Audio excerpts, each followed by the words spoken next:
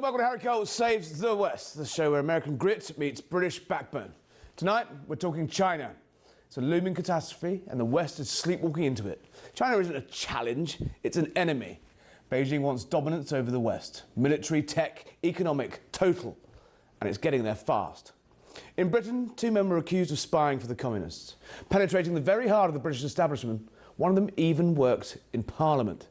But the case against them collapsed because a spineless government wouldn't dare call Beijing an enemy in court. Now an almighty blame game is underway. Labour blame the Tories, prosecutors blame Labour, and a Prime Minister has the stench of geopolitical scandal wafting around him. Tonight, we speak exclusively to a man at the very centre of this story. Joining me live from Washington, D.C. is former British Security Minister Tom Tugendhat. Mr Tugendhat, good evening. Good evening, Harry. At the very centre of this scandal is a man that you worked closely with, who was accused of passing secrets to Beijing. Now, the trial against him has collapsed. To bring our listeners and viewers who don't know the intricate details of it up to speed, and then we'll get into whose fault it was. So, let's start off. I set up the China Research Group in April 2020, and that was to understand, exactly as you're setting out, the challenge that China is posing, because let's face it, it's not an ordinary challenge. This isn't some sort of economic competition. This is much, much deeper. And so we set it up so that people could understand what China was actually doing. A group of like-minded lawmakers. A group of like-minded MPs. Yep. I set it up with Neil O'Brien, a fantastic colleague, and various other people joined. We hired a researcher initially, a very active young woman who ran a fantastic team, and one of the people who came in a few months, maybe about a year later, was Chris Cash. Now, I handed it over at a certain point. I can't remember exactly. When you were appointed the Minister of Security in the government. Exactly right, and so couldn't obviously have outside government offices like that. I handed it over, Alicia Kearns took over the organisation, and Chris Cash ended up as the director. Now, what's stunned me, frankly, was when I was Security Minister and I was briefed that an arrest was being made of somebody, Chris Cash, who had worked in Parliament, who had worked for this organisation. He had access to the very heart of the British government. The people you were talking about are senior politicians, senior MPs, and he had unfettered access to Parliament and their offices. So he absolutely had access to Parliament. He didn't have access to any secrets because, of course, Parliament doesn't hold secrets. But, as many people have pointed out in the past, and I will say again now, if you want to find a needle in a haystack, first of all, you need a haystack. You need that kind of information around it. Now, we were given evidence at the time that pointed very clearly to the connection between Chris Cash, another individual called Chris Berry, and links back to the Chinese Communist Party. The counter-terror police, who in the UK are responsible for this sort of action, then conducted an arrest, and we were told very clearly that the arrest was not only entirely legal in the sense that they had proof of it, but they were very confident of a prosecution. Clearly they had to be confident to arrest somebody who's been working in Parliament in this level, to arrest somebody who's connected to so many MPs. The police were very careful. So the case against him, in the views of the prosecutors, they have said publicly, they remain incredibly strong. Now, fast forward to a couple of weeks ago, the case collapses. Right. Because, and this is where it gets murky, it's alleged that the government refused to provide evidence, written evidence, to the court that branded China a threat. Now, this has been a row in the UK for, I've been writing about it for years before I moved out here. Would successive prime ministers brand, like the United States does, China a strategic threat to our national security, a threat to Britain? They woolly around it and call it a challenge and things like that. Now, the Tory government that you served in did not officially designate. Well, hang on. But let's just explain to the readers, to the listeners, did not officially designate China a threat, is what is claimed now. And therefore, the current Labour administration say, well, because at the time of these offences were alleged to have taken place, because the Tories did not do that, despite a big row about whether they should or not, that meant the evidence was not significant enough to prosecute these two gentlemen. No, I call them gentlemen. We'll see about that. Jury's out on that one. Now, there's a phenomenal blame game going on, which you are at the heart of that. The Prime Minister directly blames your government, your administration for failing to just be tough enough on China, which has allowed these two to allegedly wriggle off.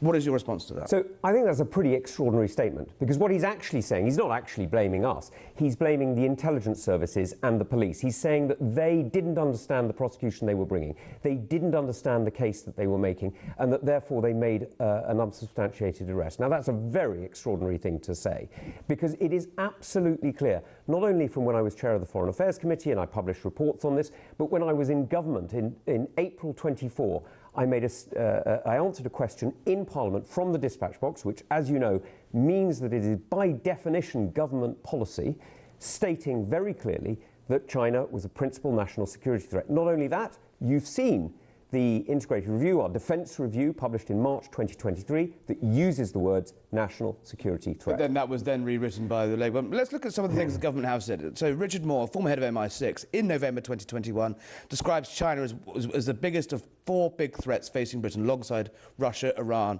and international terrorism. So there's that word threat. Now, Ken McCallum, the head of MI5, the Internal Security Services, said in November 2022, right when these guys are accused of spying in Parliament, he would say the activities of the Chinese Communist Party pose the most game-changing strategic challenge to the UK. The word threat isn't there. But the government statement, an anonymous government statement in September 2023, said that China poses a national security threat. What I've been looking for in my research all day today is someone on the record saying the words national security threat from a Tory's mouth. I cannot find it. Am I wrong? I can give it to you. April 2024, in Hansard, you can get it on the clips from the Parliament Live website. I say it from the dispatch box completely clearly. And do you believe that was enough to hold up a prosecution in court?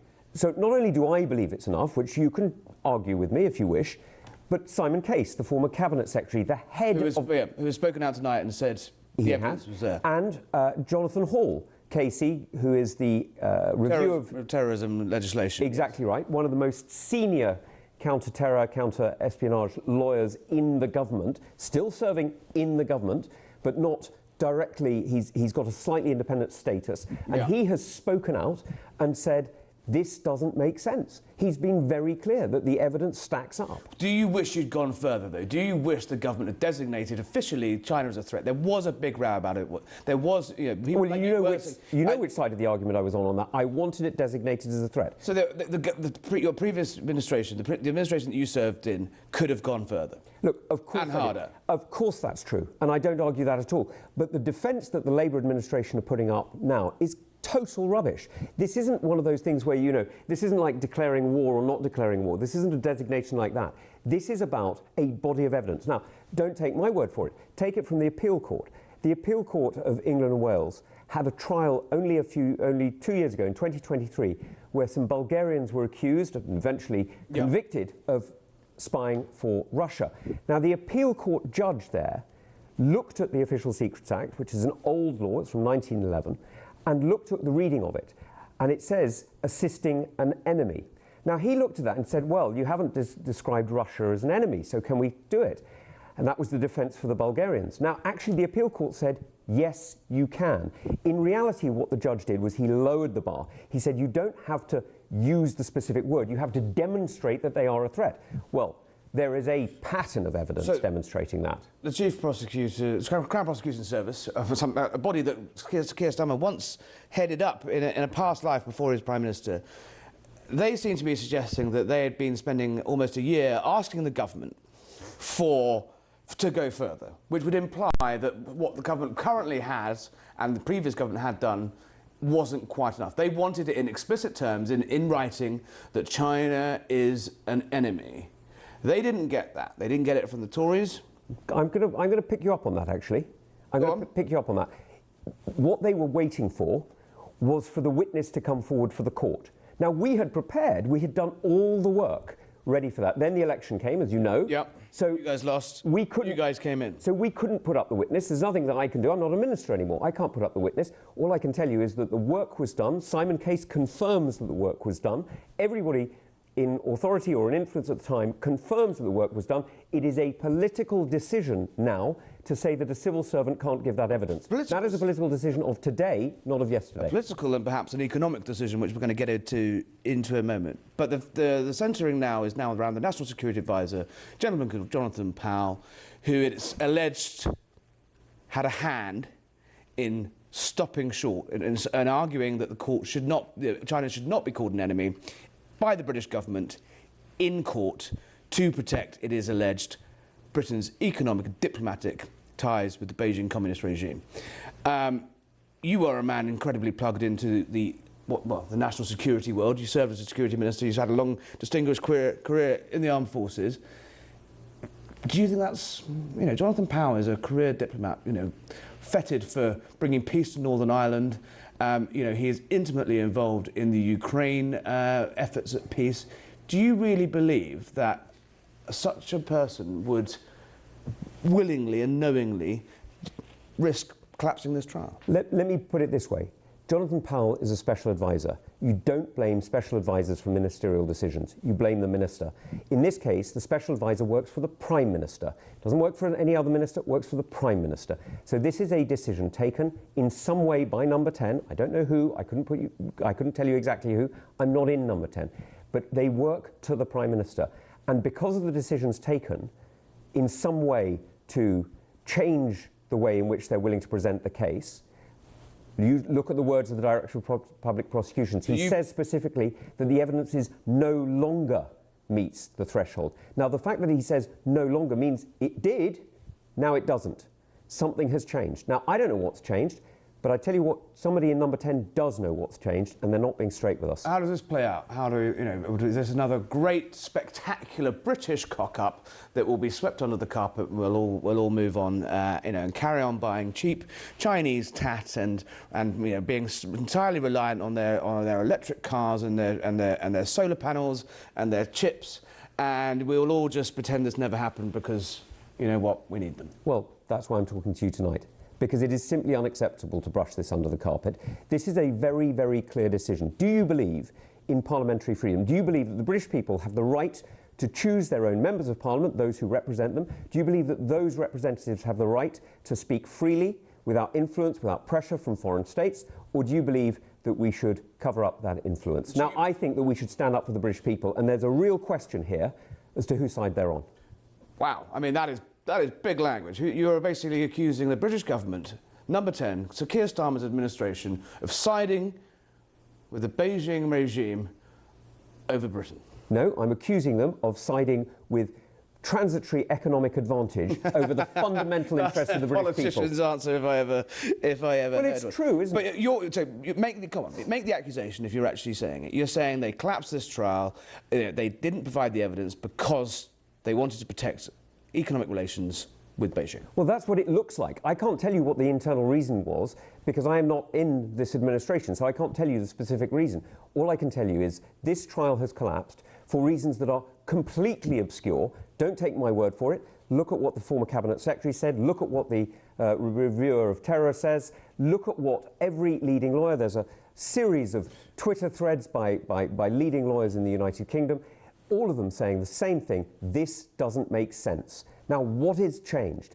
We've seen many, many different ministers going to Beijing recently. We've seen various people having meetings at the highest level in China recently. Is this part of a deal? I don't know. It's clear. But it raises questions. It's clear that this administration, despite the slightly lily-livered nature of relations with the Chinese under the Tories at various guises, let's not forget, David Cameron, George Osborne were hailing the golden era not long ago of Chinese relationships at the beginning of the Tories administration. And as you know, I called it out. Indeed, and it's now widely known in Whitehall as the golden era. But I mean, the Tories' hands aren't entirely clean on this one. But for the sake of argument, let's take your point in the fact the Labour administration came in July 2024, immediately softened the tone. Rachel Reeves, the Chancellor, was out to Beijing. They have talked openly and privately about the fact that this government needs growth in order to in order to function. So that pursuit of growth appears to be being put over the pursuit of justice here? Is that the central tenet? Well, that's what it feels like, right? That is exactly and you what think it feels there's like. a political decision made by the Prime Minister and perhaps the National Security Advisor and perhaps other elements of the, the so-called deep state and the Treasury, for example. How deep do you think this goes? Harry, let me be very clear. When I left office in July 24, there was a dossier of evidence ready to go, ready to be presented by a senior civil servant in court, demonstrating clearly, beyond doubt, that China was a threat to the UK's national security. It included evidence like the overseas police stations that you know about that have been reported. It included evidence like the harassment of Hong Kongers, British nationals who came from Hong Kong in the United Kingdom. It included evidence of industrial espionage, and in fact, it even included evidence of China hacking the Ministry of Defence. We have got this in black and white. So there's somewhere in Whitehall that dossier is still sitting there that would be more than enough to, brand China well, an enemy. The appeal court judge asked for evidence in the Russia case that Russia presented a national security threat. Not that it had been defined or designated. These are labels that are meaningless. Yeah. They just wanted the evidence that it was so.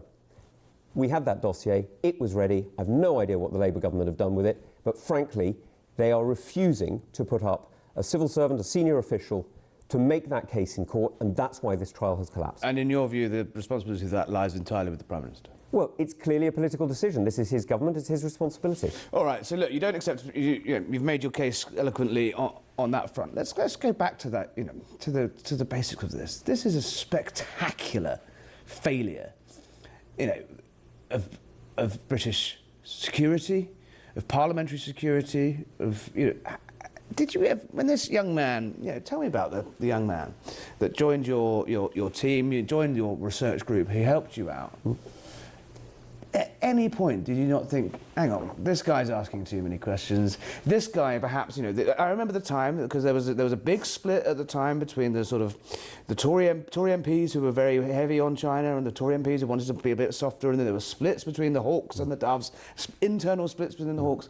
And this Cash gentleman appears to have been meddling and playing around in both sides. At any point, did you go, hang on, who the hell is this guy? So, first of all, he was an intern. He wasn't somebody who worked in... Well, he was an intern, and then he was a researcher, and then he was the director of the group that you founded. But for me, he was one thing. He was an intern. So he didn't work in my office. He didn't have access to my office. Did you give him a parliamentary pass? No, he didn't have access to my office. When did he achieve that? That would have been later, so presumably when... So when you went into government, and then another MP took over the group, Alicia Kearns, and she gave him a parliamentary pass? That's my understanding. And there was no background checks that flagged anything suspicious? Well, in order to get a parliamentary pass, you have to, as you know, you have to submit various...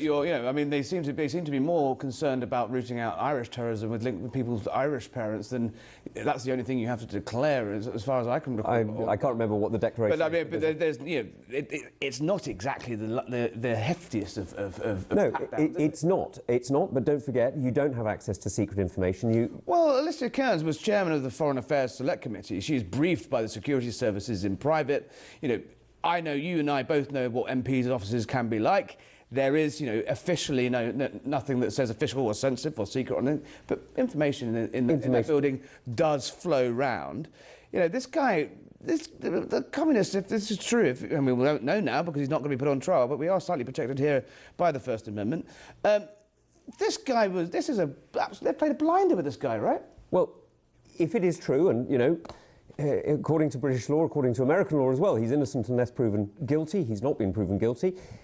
What we need to know is what on earth went on. Where did the recruitment happen, if it happened? What was the evidence that was being handed over? What was the information that's being handed over? There's a huge amount of rumour going around, and frankly, we need to have that in court. That's why we need a trial. That's why we need to have this evidence out there. So your conscience is clear that this was, an inadverted error. This guy, you've been played, right? I've been targeted. What you're arguing, correctly, is that the effect I was having on the Chinese government was such that they were willing to try to put resources against me. Well, frankly, on one level that's flattering. It's also a very deep betrayal, and you can hear, I hope, I'm absolutely furious about this. This is a direct attack on the rights of British people to choose their members of Parliament, and for those members of Parliament to be able to argue cases in favour of the British people without influence. And for our audience who are not aware of fair of the people, these gentlemen are now, I keep calling them gentlemen, we're still not sure about that one yet. These accused are currently roaming the streets of Britain. Well, they're not accused anymore. They're not even accused anymore. What happens next? You've read my mind for my next question. You know, what happens next? Can you bring a private prosecution? Could there be grounds for a retrial? What happens next? What parliamentary pressure will you and your colleague, you're still in the Houses of Parliament, what pressure, how do you stop this one, as we discussed, just being swept under the carpet? Well, as you know, the Speaker, Sir Lindsay Hoyle, is boiling with rage. He is absolutely incandescent. He shares our fury at this, because this is a direct assault on the institution, on the liberties that he's promised to protect as Speaker of the House. So he is furious. He is absolutely incandescent. So we're absolutely talking to him about what parliamentary pressure we can bring, what kind of action we can bring. Other people have spoken about private prosecutions. I don't know whether that's credible or not. I haven't taken legal advice on it. But it is certainly true that there is a series of errors that have got us to a position where the government, frankly, has let the British people down and has let Parliament down, and that is simply unacceptable. Would you like to see heads roll? Obviously not your own or anyone from your administration, it seems, but do you think there is a case for Labour advisors, security advisors, officials, ministers? Well, let's just be quite clear. The moment any evidence of this came to us, we hit it as hard and as clearly and with all the authority of the state to take action. Our actions were interrupted by an election. The British people chose a different administration, and at that point, our powers stopped. But everything was done and ready to go for a prosecution. Again, don't take my word for it. Neutral civil servants like Simon Case and Jonathan Hall have made that case. They have stated it. So this isn't a political point. This is a point about who governs Britain and how. And to be clear, as we've just said, you believe that rests with the Prime Minister? The Prime Minister leads this administration. The Prime Minister is responsible for his special advisors. I remember Keir Starmer, call me old-fashioned, I remember Keir Starmer, sort of leading the prosecution charge over whether a Prime Minister ate a slice of birthday cake. Or, Mr. Rules, he used to call himself. And this, from where I'm sitting, looking back at my homeland from 5,000 miles away, this strikes me as a massive, spectacular scandal that seems not to be being played out in the way that the state broadcaster and vast swathes of the media leapt on far, far, far smaller stories. Well, I think it's growing, frankly, and I take your point entirely. The idea that this is in any way comparable with, cake and COVID is ridiculous. This is really serious scandal that is essentially saying the British government, because of their relationship with Beijing, have allowed justice to be bent, essentially. We know that the Chinese aren't trading with us because they like us or because we're being nice to them. They're trading with us because they need trade, right? Trade isn't some sort of global gift. It's what everybody needs in order for prosperity to happen. The Chinese need it too. The idea that we should be sacrificing our liberties so that we can enrich China is utter rubbish. I mean, look at the response from Donald Trump to China. He said it's the #1 political threat, strategic threat to the threat, that word, to the United States. He slapped, I don't know where the tariffs are. At one point they were up to 138%, then they were 50%. But, he's made his views on China very clear. He was very clear in his first administration on pinning the source of COVID directly at Beijing's door, when the rest of the world still had their hands over their eyes and their fingers in their ears. America would not put up with this sort of behaviour. No, right? well, we look, as a country, the United Kingdom looks ridiculous. Well, I'm afraid I agree with you, but you'll remember when COVID happened, I was one of the few who said, this has come out of China, this is a lab leak. I was harangued for it, but the Mail, your old paper... one of them. Forgive me, but yes, you did work for somebody else before, published pieces that I wrote at the time making that case. This is about a geostrategic threat that has been rising over the last 15, 20 years, and that you have correctly described as all-encompassing. Look, we are seeing the national security threat in everything from chips and batteries through to, basic consumer goods and all the rest of it. This is a serious challenge, and we are not taking it seriously. Frankly, nobody has quite got to grips with it yet. Tom Tugendhat, stay there. We've got author and columnist, I believe, and China expert Gordon Chang joining us now. Good evening, Mr. Chang. I hope you heard, I think you have heard, Mr. Tugendhat's extraordinary interview there with us tonight. Can I get your response to that central claim that a Western power, the United Kingdom, has kowtowed effectively to Chinese trade and Chinese business over justice for alleged Chinese spying. An astonishing story, right? Astonishing, and clearly that's the way it looks to the outside world, that Britain can be bullied, as the FT just said. Right now, it does appear that Britain is basically weak. And we see this not only in this case, but also this back and forth over the mega embassy. We've just learned about a week ago that the Chinese were turning off the water to the British embassy in Beijing. And what did Britain do? Didn't do anything. And it's still considering the mega embassy. So you put these two things together, and at least from the outside, it does look like Britain is being pushed around, and the Chinese are going to continue to push around. They push around my country, they're pushing around your country, and at some point, we got to grow a backbone. How does that work, though? I mean, everyone jumps at once, all jump together. The fears and the fears that people every economy is reliant on Chinese imports, from solar panels to chips to even a range of domestic goods. They've got us over the barrel, though, right? There is no way that Britain, America, Europe could just walk away. It's a little bit like with the Russians and their cheap gas and their cheap oil. There'll be a huge economic hit to the West if they did actually stand up for what they believe in. Yeah, I mean, there would be temporary disruptions. Right now, China has been withholding magnets and rare earth minerals to the United States. They've also got another card to play, which is pharmaceuticals and active pharmaceutical ingredients. But we forget that, as we just heard, China needs us. And certainly, the United States, last year we ran a $294.5 billion merchandise trade deficit with China, which means that we should be using our purchasing power to push the Chinese around, because in trade wars, trade deficit countries hold the cards.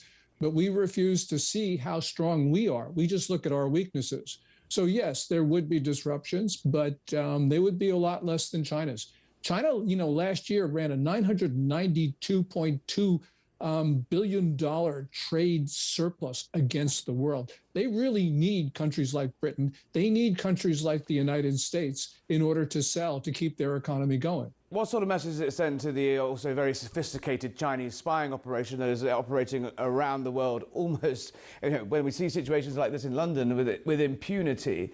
Presumably this is a green light to the Beijing communist regime to carry on cracking on.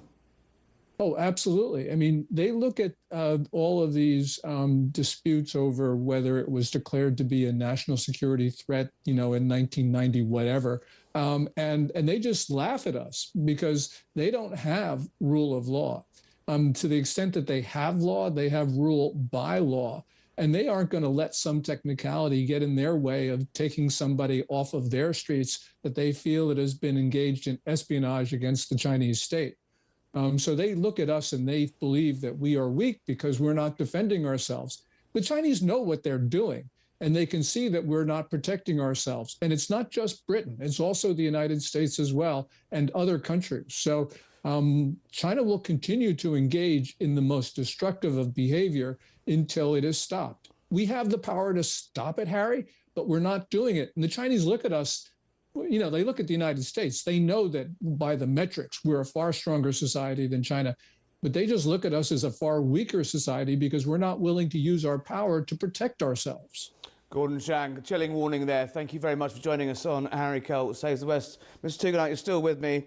Gordon Chang's pretty stark words there. The West is weak and China's laughing at us. Well, actually, Gordon's point was even more than that. It's the West isn't weak, it's choosing to be weak. That's the key word. This is a political decision. These are political decisions. And consistently, we have seen in decisions like the Chagos Island deal, which, I've been hugely critical of, which is effectively handing over one of the most important strategic air bases to a country that has genuinely no serious claim to it. And various decisions on whether it's deciding to leave our energy in the ground and become dependent on China for batteries and solar and things like that. This is ridiculous. We are literally choosing to leave ourselves weaker against a state that is actually trying to undermine us. Yes, we are choosing, but economically they do have us over the barrel. This is exactly the point I was trying to make earlier. Exactly the same with vast parts of Europe. Look what happened after the invasion of Ukraine, massive rising energy prices. Which elected politician who needs to rely on being re-elected is going to tell the British public and the American public and the European public that they need to get poorer? Harry, look, there's a short-term and a long-term question here. The short-term question is, are you willing to have a fight to defend your freedoms and your liberties? Because if you are not, you're going to find out very quickly that the arguments you have over economic power become irrelevant. Now, just look at what happened when David Cameron met the Dalai Lama. The Chinese apparently snubbed him for 2 years afterwards. Trade with China went up. Why? Because China needs trade too. Tom Tugendhat, thank you for joining us on Harry Cole Saves the West. Don't go anywhere. We're going to be talking a story that's even bigger, perhaps. Even bigger than Watergate, they're saying. We'll be back after this.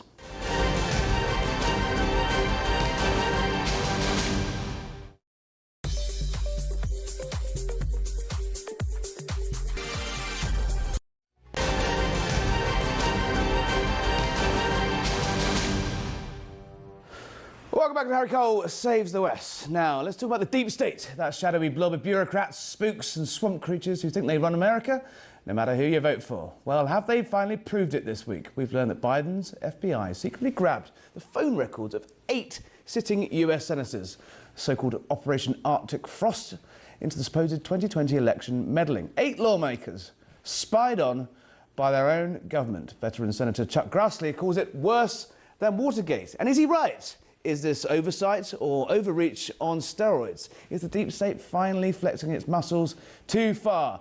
Joining us to unpack all that is former FBI Special Agent Ren McCarran. Ren, thanks for joining us. This seems like a phenomenally large scandal that is being somewhat downplayed. We heard before the break about a massive scandal in Britain that's being underplayed.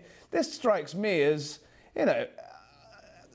the government spying on lawmakers on what evidence? Yeah, I don't think the comparisons to Watergate are really that bombastic. I mean, this is quite exceptional. And when it comes to, information and investigations against sitting senators, there is a very high threshold around DOJ to look at these politically charged subjects in this case. And then what was the probable cause, right, to the grand jury that thought grabbing the toll records of these sitting senators would make sense? Because I know what's going to happen next, right? Once they get those numbers, they're going to do link analysis and figure out who they're talking to and do the spider web and do the analysis and figure out who else can they look at. It's a political dragnet, and it shouldn't just be Republicans or Democrats that should be scared. Everybody should be scared, because if it can happen to them, it can happen to you. It's a huge misjustice and overreach, no question. And it wasn't just senators as well. I mean, Stephen Miller, the Deputy White House Chief of Staff, has been very vocal today about the fact that, 3 weeks before he went back into the White House in January, Google magically popped up to tell him, oh yeah, by the way, we've been secretly feeding the feds your details. How far does this go? I mean, obviously the 8 lawmakers, the 8 senators, is a line that is crossed. There is precedents in place that politicians are not spied on. How far does this go? Is it beyond the senators and beyond Trump administration officials? This could be pretty devastating, right?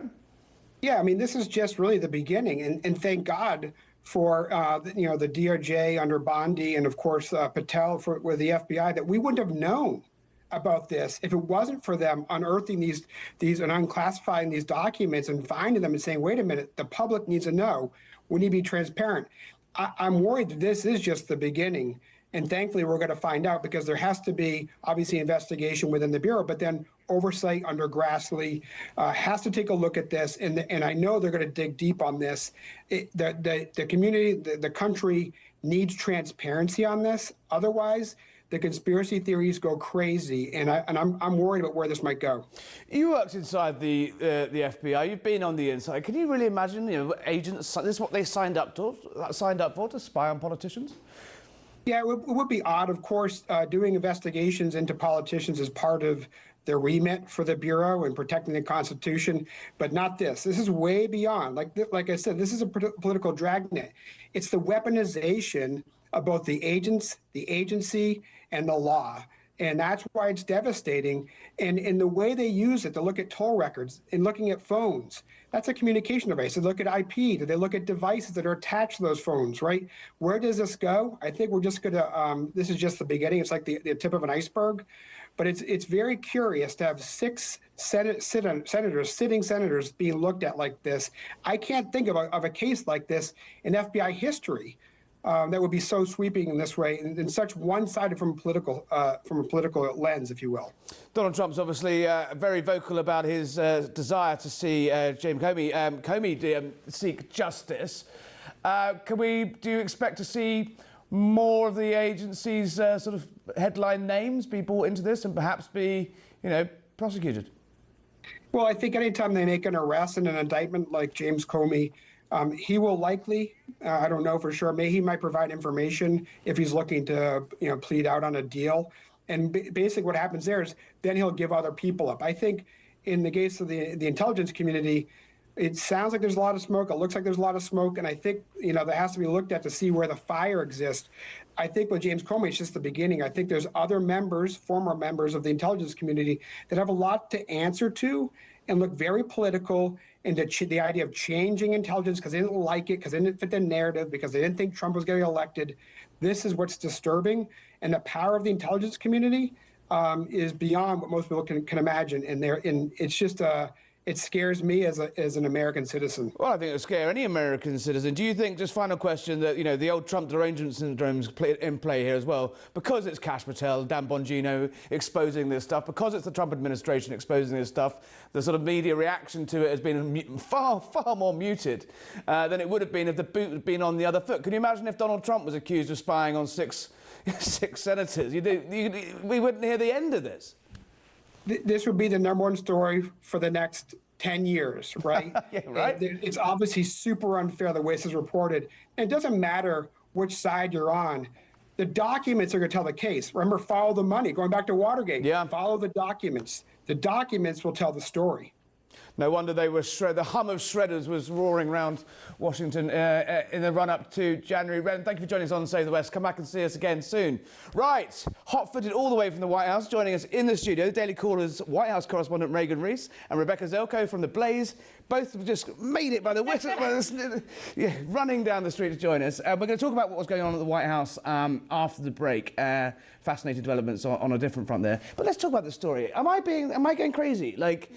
Surely, given imagine, as the point I made there to Ren, if this had been Trump on the other foot, this would just be dominating every network. Where's Jimmy? Where's Jimmy Kimmel? Well, right now we're hearing all this whining about the DOJ being weaponized against James Comey and how President Trump is manipulating and controlling the DOJ.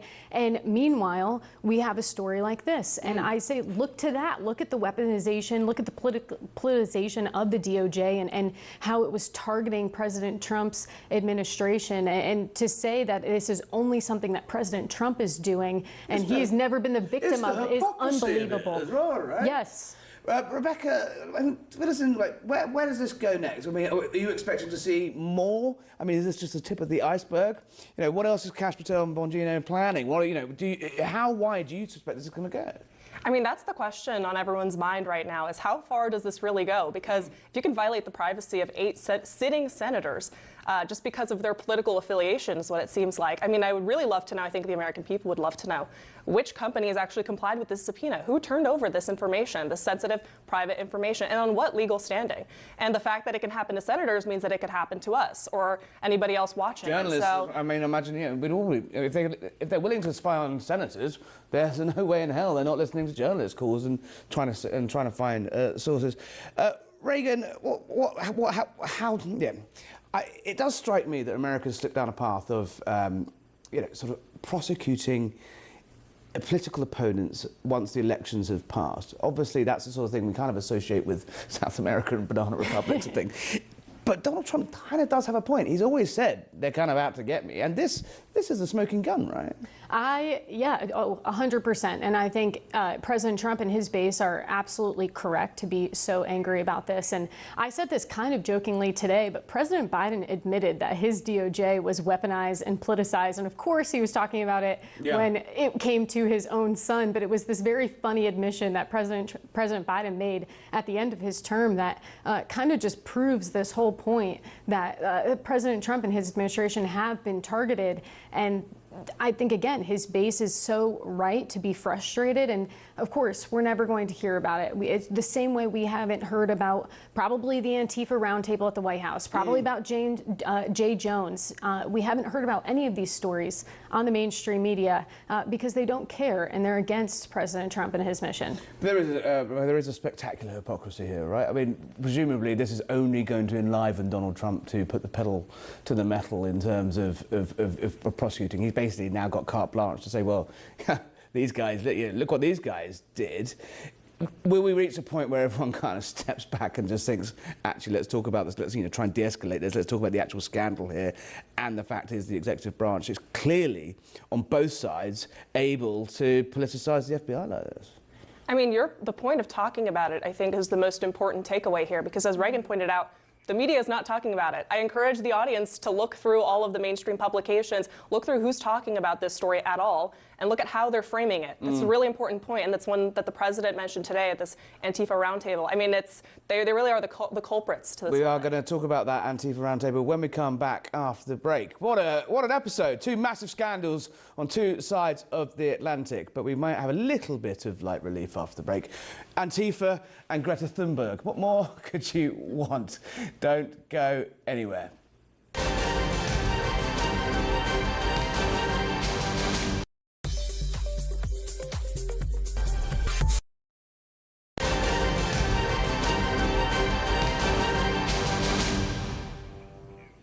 Welcome back to Harry Cole Saves the West. Don't forget to subscribe on YouTube and you won't miss a thing. Harry Cole Saves the West. You want to be there. Right, welcome back. We're still joined in the studio with Rebecca Zelko from The Blaze and White House correspondent from The Daily Caller, Reagan Reese. I knew I was going to get that right. There's always one thing I mess up at the end of this show. Guys, welcome back. You've just come straight from the White House. Reagan, tell us what the president has been doing. It looked quite lively on our favourite lefties. And I've been taught by an American to pronounce it properly, Antifa. Yes. So the president held a roundtable today on Antifa. He invited a bunch of independent journalists who have been covering these protests, who have been covering Antifa, many of which have been beaten, come face to face with death, or been arrested. The hard left, militant, and some say terrorist communist organisation that you see them at these rallies in their black helmets and their boiler suits. Yes. Right? These guys. And the president he's declared them a domestic terror organization. He wants to get to the bottom of who's funding them, what the organization is that is, running Antifa. And what he revealed to us at the end is that they have pretty good knowledge of the organization and funding of Antifa, and that they're actually going to use those journalists there. They're going to ask them for their sources, what they know about the funding and organization of Antifa, to go straight at them, to cut the head off. In most people's minds, there's always, the ragtag protesters who turn up to all sorts of things, but presumably someone is paying them because they don't appear to be going to work anywhere. They appear to be popping up all over the country. Who's paying for the helmets? Was there any inclination of who this might be? Is it domestic? Is it foreign influence? Not that they revealed there, but some of the journalists were very confident that they knew who was funding Antifa, and we're going to reveal that to the president. And it sounds like he is going to take that with his DOJ. And the president sounded confident that if they do cut off who is funding Antifa, that can be it. That can end Antifa, because a lot of it is, getting that money, that planning to then pop up all over the country. Rebecca, there's a really interesting way of doing things, right? I mean, bringing in independent journalists and experts and commentators who've watched this slowly. Has there been is that a sort of tacit acceptance that perhaps the state has been sort of caught off guard on this one, and actually it's fallen to the people to actually reveal the truth? And if anything, the government's playing catch up here. Absolutely, and I have to shout out those journalists there. One of our own from The Blaze, Julio Rosas, he was on that panel, and he's come face to face, as Reagan said, with this violence on a regular basis. And the tricky thing about Antifa is they're organized to an extent but a lot of it is local. A lot of it's locally organized, and so it's really hard to find exactly where the funding is coming through, which NGOs. Neville Singham is the name that's come up very frequently, but I'm sure that there's countless others. And so it's really, that's why it's so difficult to actually crack down on this extremely violent organization. You mentioned that, it might just be as, a group of ragtag protesters. Because they kind of pretend to be, right? But then it's like, well, hang on, they always seem to be at the right place at the right time with the right. Give us some colour for what's it like in the room, because obviously the president can, take charge of those things, and they can often go in. We don't need to tell you two that they can often go in a completely random direction and last for hours and hours. He seems quite fired up about this stuff, Rebecca.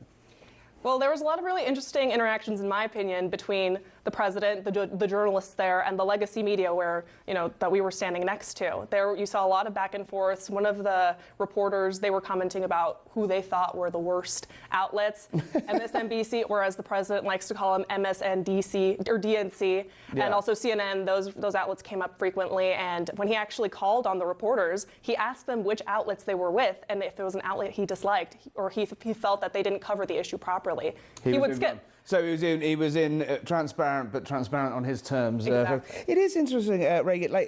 It strikes me. I've only been here for a few months, but it's remarkable. Trump 2.0, 47 versus 45.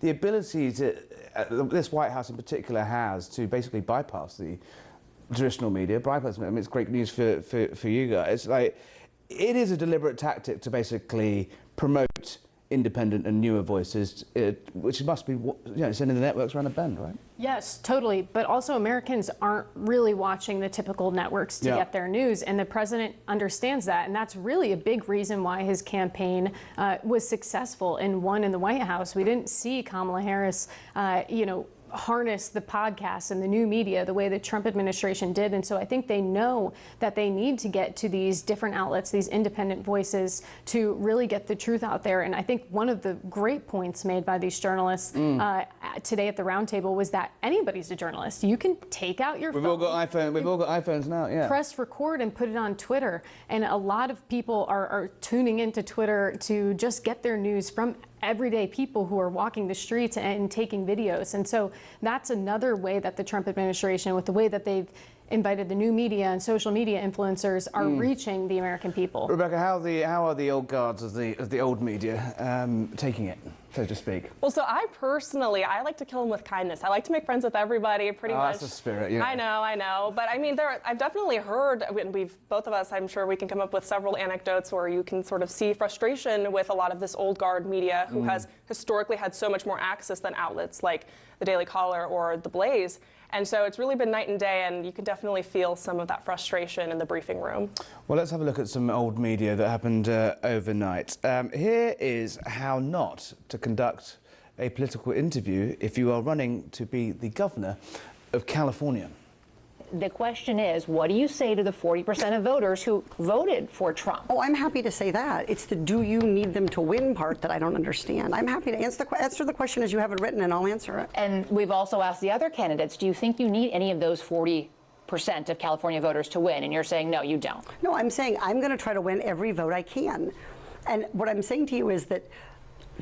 Well, to those voters, okay, so you... I don't want to keep doing this. I'm going to call it. Okay. Thank you. You're not going to do the interview with us? Nope, not like this. I'm not. Not with 7 follow-ups to every single question you ask. Every other candidate has answered. I don't care. I don't care. I want to have a pleasant, positive conversation, which you ask me about every issue on this list. And if every question you're going to make up a follow-up question, then we're never going to get there. Ms. And Porter, we're just going to circle around. I am an investigative I have never reporter. had to do this before, ever. You've never had to have a conversation with to end a an reporter? interview. Okay, but every other candidate has done this. What part of I'm me? I'm running for governor because I'm a leader. So I am going to make... So you're not going to answer questions from reporters? Okay, why don't we go through? I will continue to ask follow-up questions because that's my job as a journalist, but I will go through and ask these, and if you don't want to answer, you don't want to answer. So nearly every legislative... I don't want to have an unhappy experience with you. California Democrat Katie Porter there. Reagan, a phenomenal way of not going about it. How dare a journalist ask follow-up questions, and my follow-up question is also going to be: are you having a happy experience here on Say? I mean, what the hell was that? I would never. One of the worst interviews I've ever seen, right? I would never walk out of the Harry Cole. Oh, well, I don't know. It's Ever, early days. It's early days. Yeah, come on. Well, can you believe that Katie Porter actually kept going with the interview? She created this whole stink for nothing, and I think it's not only devastating for her, but it's devastating for the whole Democratic Party. It's just another example that they are really off-footing. They do not have a message. They don't know how to handle this time right now and speak to the American people. The fact that this is now bubbling up, it's going viral. I think this clip is pretty old. It's a couple weeks old. Oh, right, but it's just bubbled up now. It's going viral. Massive this morning. And it's devastating not just for Katie Porter, but really for the whole Democratic Party. Rebecca, on that point, every time I seem to see a Democrat pop up on the TV, they're either apologising for making jokes about shooting their political opponents. They're either a communist up in New York, or they're AOC making short jokes about people, then having to row back and apologise to the short king community, which just sums up. Reagan's right. They are all over the shop. No, I mean, I don't casually make jokes about murdering or no, exactly. Call me rivals, old-fashioned. Call me old-fashioned. But I really think it speaks to the arrogance of Democrats like Katie Porter. The fact that they can take an interview like this, expect things to just go really smoothly or easily for them. And in the interview, she said that she didn't really feel the need to appeal to the Trump voter, which, although California is a blue state, 40% are Republican voters. The fact that she didn't really even care to win their support or speak to them is really shocking. It's like they repulsed her. She's like, no, I don't. I wouldn't even go near. I mean, call me old-fashioned. You need to kind of go after. She's supposed to represent them. Yeah, it's crazy. Yeah. Do you think? Presumably that's. Do you think it's a career-ending interview there? I definitely don't think it's a good thing for her at all. And I just, on that point that she didn't want to speak to Trump voters, I think that's one thing that the Democratic Party is really struggling with. If you look at the 2024 election, almost every area of the country shifted to the right. If you're a Democrat, you have to be having a moment where you're like, I need to appeal to Trump even voters. Gavin Newsom down in California kind of understands that. He did that podcast with Charlie Kirk. Remember, as his first podcast. There are some Democrats that get it, right? Who do you reckon it's going to be? I don't know. Pete Buttigieg, I know Kamala Harris doesn't like him because he's America's too gay. too homophobic. But he is one of those Democrats who have started to shift to the middle, who has recognized that, being a far left politician isn't in, and that he is going to need to compromise and come a little bit and be less extreme and normal, as I call it, for Americans. Do you reckon there's an obvious candidate yet emerging? I mean, I think it's still, the water's still pretty muddy, but to Reagan's point, it's going to be somebody who actually makes an effort to talk to everybody, not just their very niche, increasingly extreme base. Very good, Rebecca. We've run out of time. We've run out of time to welcome home Terror Goblin Greta Thunberg, who, for a Zionist, for an anti-Zionist, so he doesn't half spend a lot of time in Israel being deported. That's all we've got time for tonight. Remember to subscribe. Harry Cole, Save the West. We'll see you tomorrow.